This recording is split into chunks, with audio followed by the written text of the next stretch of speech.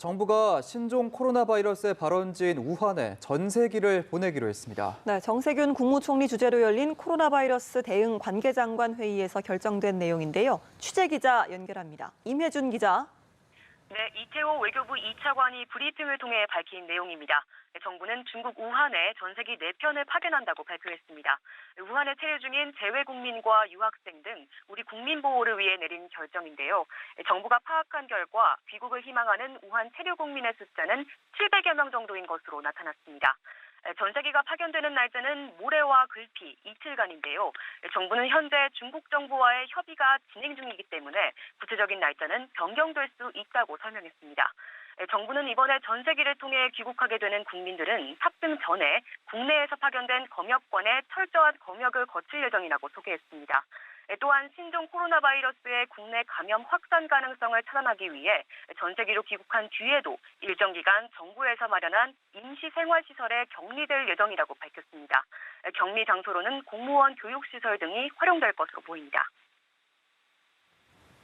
네, 문재인 대통령이 어제 신종 코로나 바이러스에 대한 총력전을 지시했는데요. 시진핑 중국 국가주석에게 협력을 약속했다고요. 네, 그렇습니다. 시진핑 주석이 최근 문 대통령에게 생일을 축하하는 서한을 보냈다고 하는데요.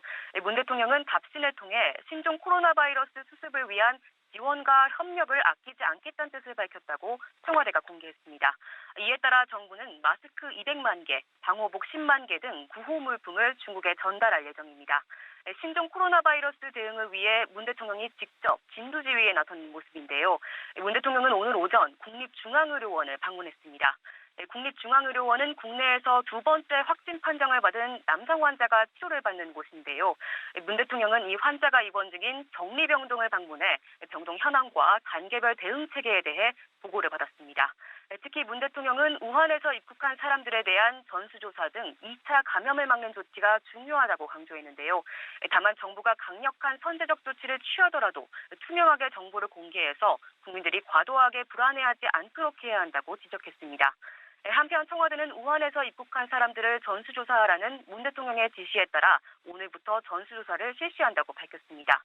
지난 14일부터 23일까지 우한에서 입국한 3천여 명이 대상이 될 예정입니다. 또한 청와대는 오늘부터 국정상황실장 주재로 신종 코로나 바이러스 11 상황회의를 진행한다고 덧붙였습니다. 지금까지 연합뉴스TV 임혜진입니다.